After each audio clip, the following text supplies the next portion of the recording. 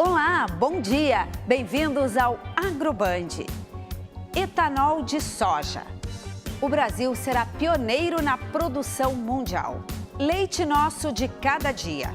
Em meio às notícias de crise no setor, vamos fazer uma radiografia da produção leiteira no estado. E na Semana dos Gaúchos, a gente fala sobre esporas e facas. E também um museu que preserva a memória e os costumes do Rio Grande. Pegue um mate, fique conosco, o Agroband está no ar.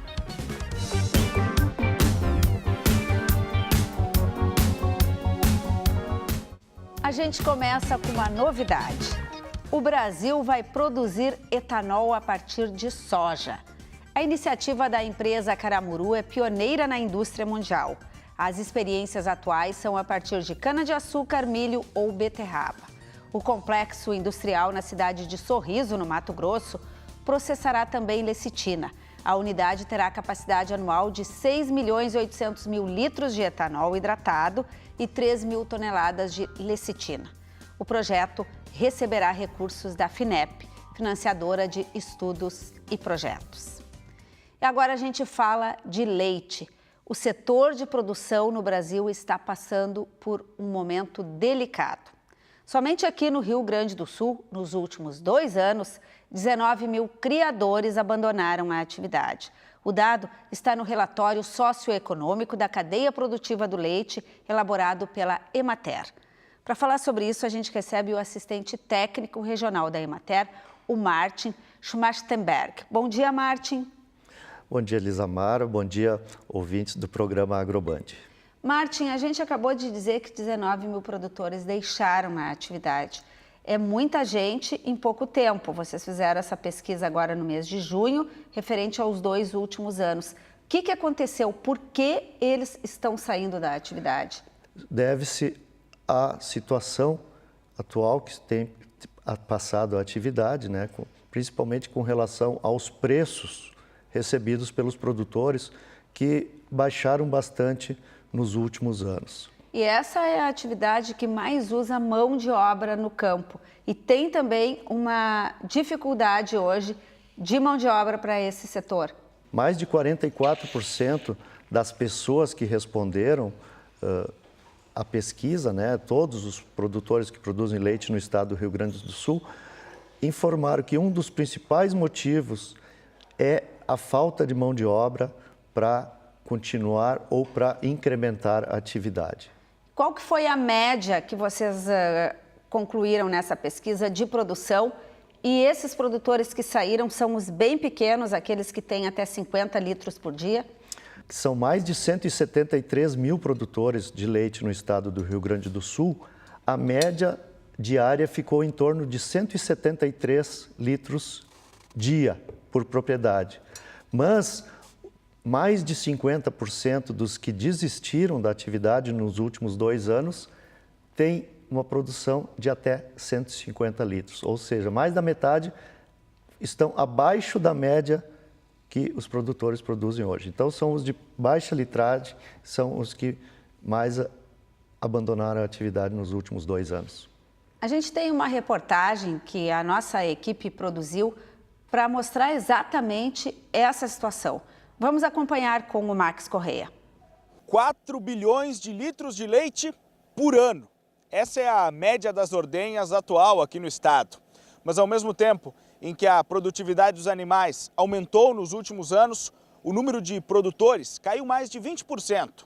Ou seja, 2 a cada 10 desistiram da atividade diante das dificuldades. A importação de leite em pó de países como o Uruguai torna ainda mais complicada a situação dos gaúchos em um cenário em que sobra oferta de leite.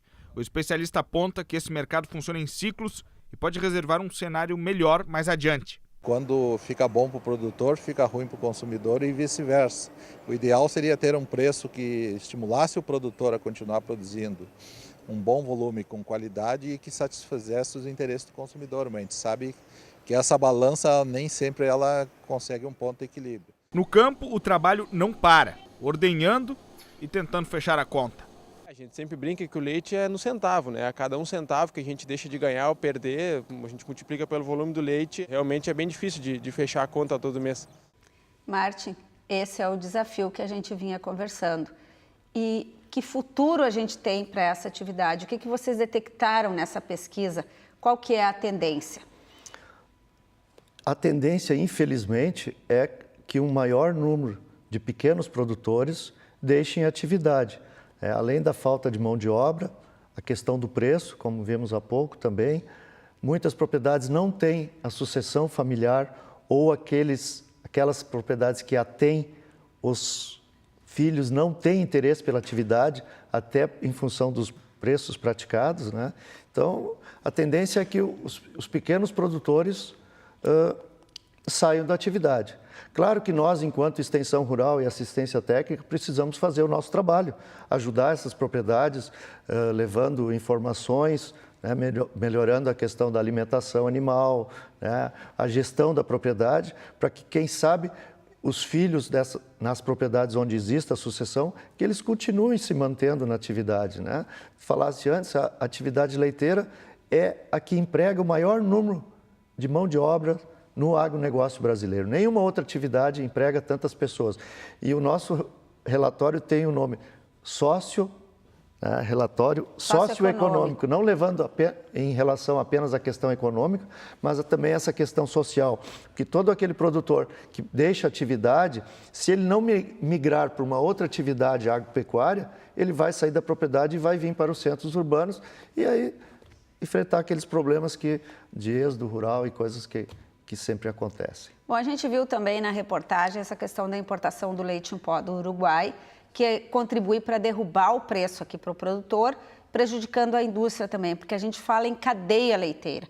São vários elos interligados. E o produtor, ele precisa de uma boa remuneração, até para compensar toda a dificuldade da atividade leiteira, que começa na madrugada, vai ao longo do dia, todos os dias do ano. Então, eu digo sempre que é uma atividade sacrificada. É uma atividade de todos os dias do ano, né? Inclusive o 29 de fevereiro, quando acontece também, né? Então, os produtores precisam receber uma remuneração por esse trabalho digno, né? Além do leite ser um alimento importantíssimo para todos nós, né? Um dos alimentos ricos em cálcio, né? E vitamina D, essencial para a formação óssea, né? Riquíssimo para crianças e para o desenvolvimento. A gente fica na torcida para que os produtores continuem na atividade para manter esses produtos que são tão gostosos e importantes para a nossa saúde. Obrigada, bom dia. Bom dia, agradeço a oportunidade. E agora é hora de saber a previsão do tempo com a Karine Flores, que hoje vai nos contar como deve ser a primavera. Bom dia, Karine. Começou a estação das flores e, para muitos, o período mais bonito do ano. A primavera é uma estação de transição, então a gente ainda vai vivenciar momentos com características de inverno e também de verão. A primeira metade dessa estação deve ser com chuvas mais frequentes. Já na segunda metade, a situação se inverte e os períodos um pouco mais secos devem predominar. Em outubro, a chance ainda para dias com baixas temperaturas. É claro que a gente não vai vivenciar um frio extremo, mas mesmo assim os termômetros vão ficar um pouquinho mais baixos. Em novembro e dezembro, a chance para estiagens regionalizadas, principalmente na campanha gaúcha. Tradicionalismo. Esta semana comemoramos a data máxima dos gaúchos. Momento de celebrar as tradições e o orgulho de quem nasceu nesta terra. Hora de reafirmar a identidade cultural do nosso povo.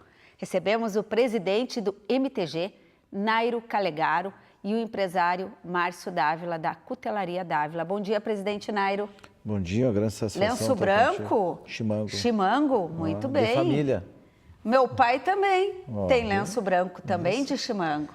Isso aí. E o Dávila, lenço xadrez, não é vermelho nem é branco. Mas é um belo lenço também. Bom dia. Ele ficou meio em cima do muro aí, ó. É que em épocas de paz nós temos que agradar a todos, né? Bom, eu gostei, muito bem.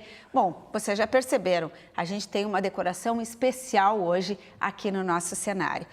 Temos as facas da Cutelaria Dávila e temos um belo tapete de couro fazendo o nosso cenário bem campeiro. E, claro, o chimarrão.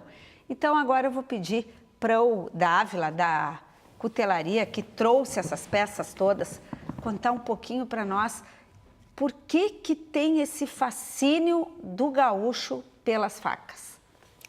Mara, a cutelaria aqui para o Rio Grande do Sul, ela é tão importante quanto a atividade que ele exerce.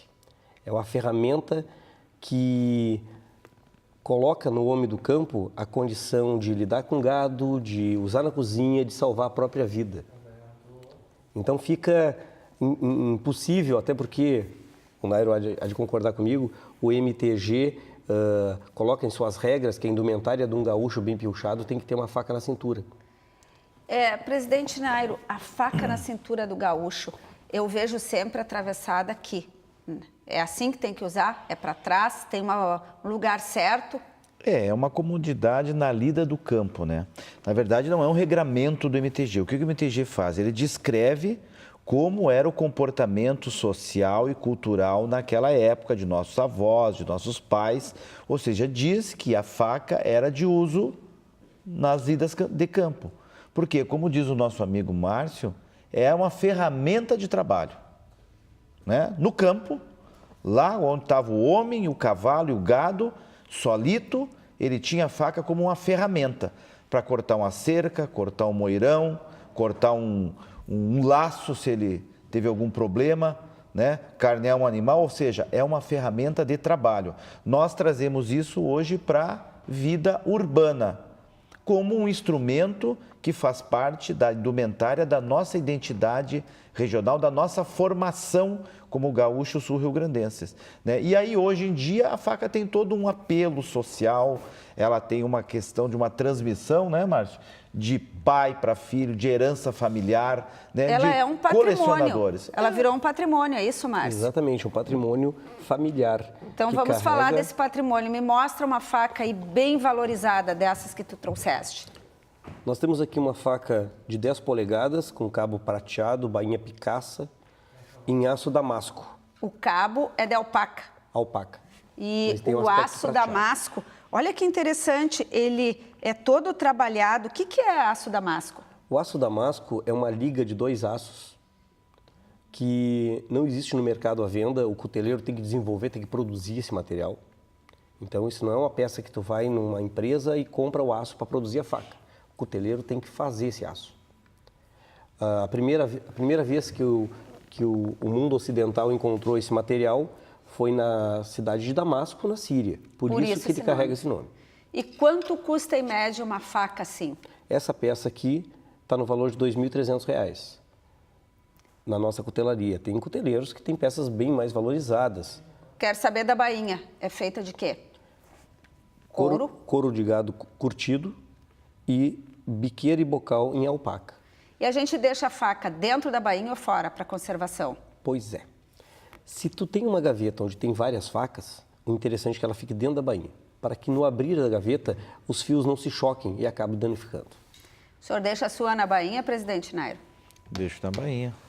E o senhor passa um olhinho para conservar? Olha, eventualmente passamos, mas agora vamos tornar isso uma rotina, né, Márcio? Porque é bom passar um óleo de oliva? Como é que é isso, Aqui no Rio Grande do Sul, nós comercializamos e o gaúcho procura consumir muita faca em aço carbono. Por quê? O Brasil não tem uma cultura em aço inoxidável de qualidade. Portanto, os aços que mais dão resultado na cutelaria é o aço carbono, que acaba por ter um certo cuidado maior com a sua manutenção. Qual é o cuidado? Evitar a ferrugem, evitar a oxidação. Sendo assim, depois do uso, passa um paninho, seca bem, um óleozinho de oliva, coloca na bainha, a sua faca vai ter uma durabilidade de aspecto bem maior. Presidente Nairo, e vocês encomendaram uma coleção no ano passado? No ano passado o MTG fez 50 anos, né, e a Cutelaria Dávila desenvolveu uma coleção de 300 facas numeradas de 1 a 300. Né, uma produção exclusiva que ele fez para o MTG, né, onde os tradicionalistas e a sociedade, aqueles amantes, né, dessa questão de colecionar ou ter uma boa faca, adquiriram essa faca, uma numeração limitada. Então, pela relação de confiança que nós temos, ele não faz mais daquela tipo, aquele modelo ali, eram essas 300. Hoje, elas tinham um valor, hoje elas têm que estar bem mais caras já, né? Pode ter certeza que o fato de não ter mais essas facas no mercado, não fazermos mais dela, cria a premissa da escassez. Como não tem, valoriza.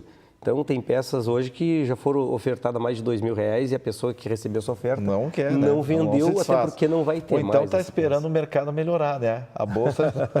Olha, que coisa boa.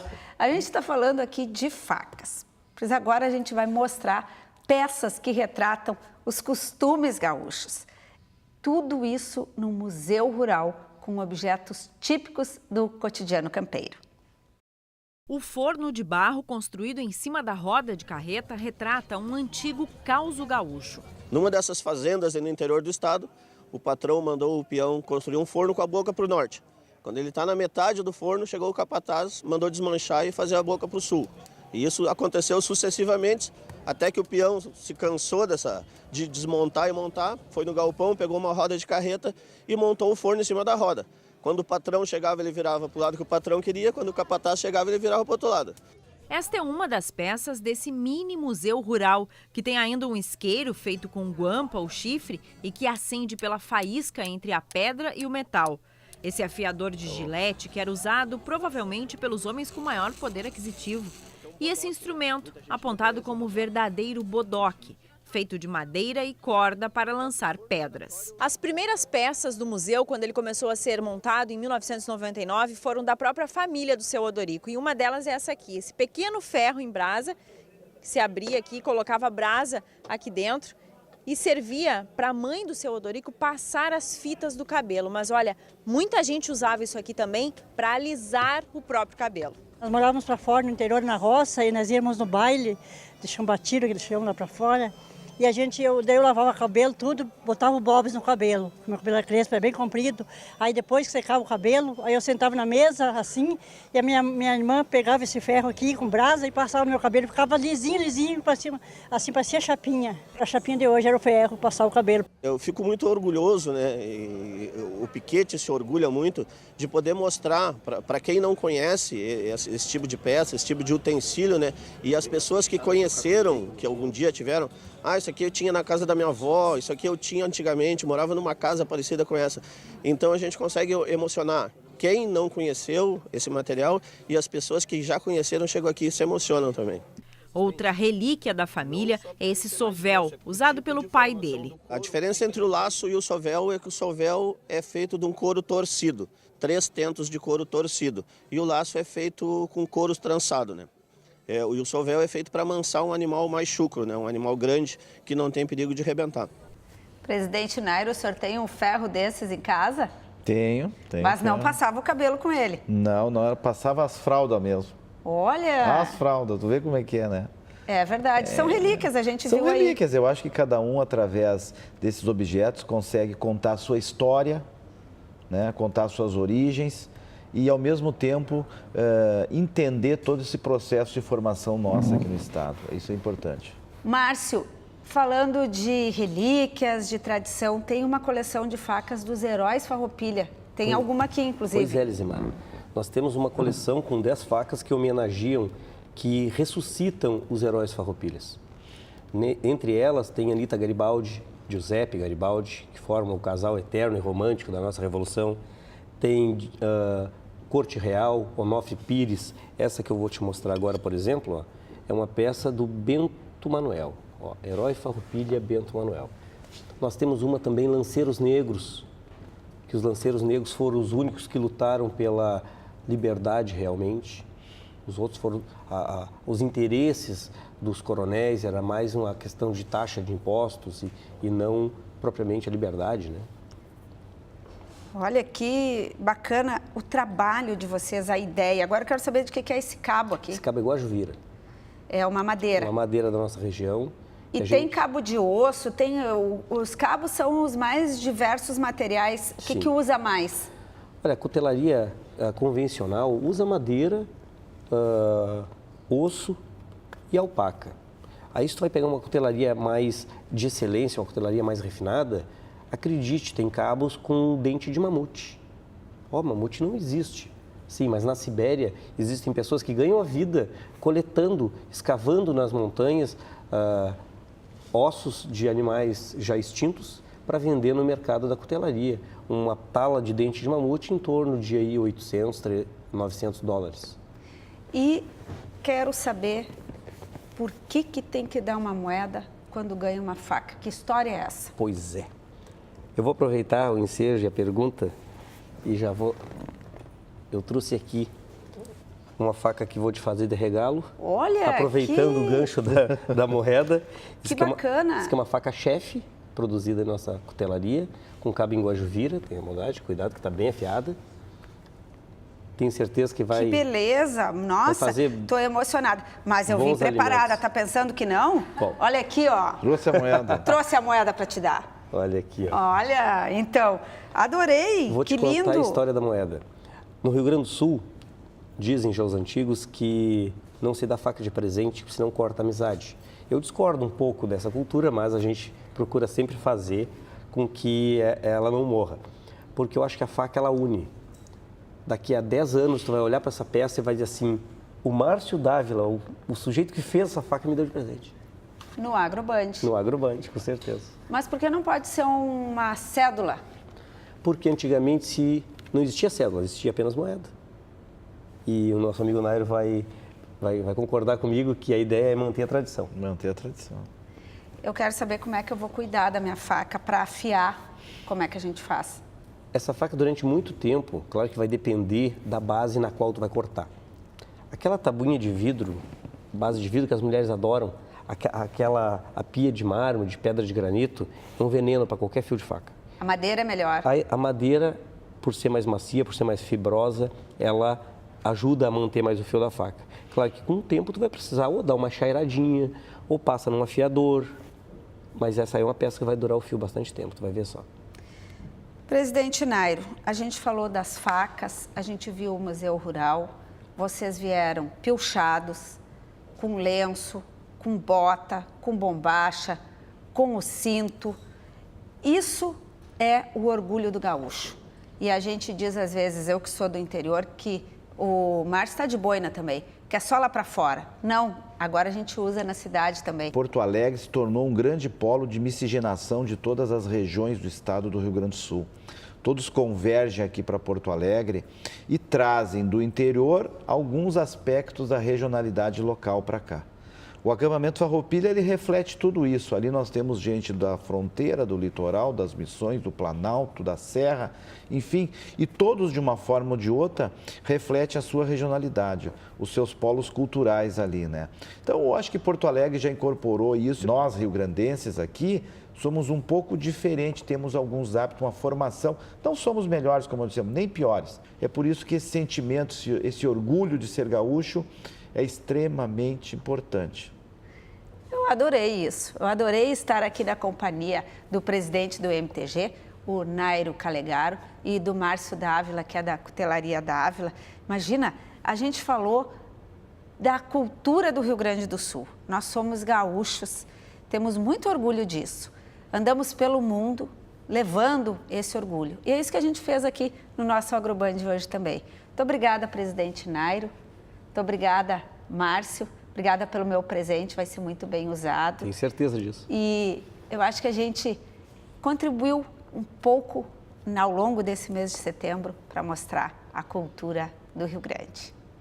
E agora nós vamos fazer um rápido intervalo. Na volta, nós vamos continuar falando das nossas tradições. Vamos mostrar como são feitas as esporas. Já voltamos.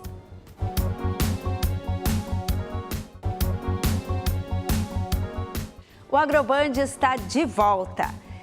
Um acessório indispensável na indumentária do gaúcho é a espora. Nossa equipe acompanhou o passo a passo da fabricação de um par de esporas. Um trabalho minucioso na ferraria Reiúna, em Viamão, na Grande Porto Alegre. O acessório é bem campeiro. Amarrada ou afivelada à bota, a espora serve para ajudar o cavaleiro no comando do cavalo. Ela serve para te cutucar o cavalo, para ele andar mais rápido. É por isso que as esporas tem que ter muito cuidado com a roseta da espora. Ela não pode ser muito pontiaguda, justamente para não machucar o cavalo, né? Para saber como a espora é feita, fomos até a oficina do Cássio. Ele tem 26 anos e é um dos mais jovens ferreiros em atuação. E um dos mais talentosos também. Mas para chegar nesse padrão de acabamento, o começo foi um pouco difícil. Quando eu encontrei uma pessoa que talvez seria meu professor, ele me bateu a porta na cara e disse: "Te vira, meu amigo". Então eu me virei. Tudo começa com a chapa de metal, que já é comprada pronta. Ela é cortada em pedaços de 20 centímetros. Depois de lixar, hora de enfeitar e deixar a sua marca. O formato é feito com a ajuda dessa máquina, mas como todo o processo é manual, os ajustes são feitos na bigorna, essa peça de aço. Agora é hora de cortar mais uma chapa para fazer o papagaio, que vai ligar espora e roseta. Depois de soldar as partes, está quase pronta. Falta cortar e lixar a roseta. E em 1 hora, o Cássio nos ensinou como fazer um par de esporas mais simples. E aí tem esporas que a gente demora 2 horas, tem esporas que eu levo um dia inteiro, tem esporas que levam um dia e quase um outro, ainda quase 2 dias trabalhando em cima. Mas nem o tempo é perdido fazendo o que a gente gosta, né? Hoje, as esporas feitas pelo Cássio são vendidas para todo o país, além do Chile, Argentina, Uruguai e México. Elas custam entre R$80 e R$400 o par.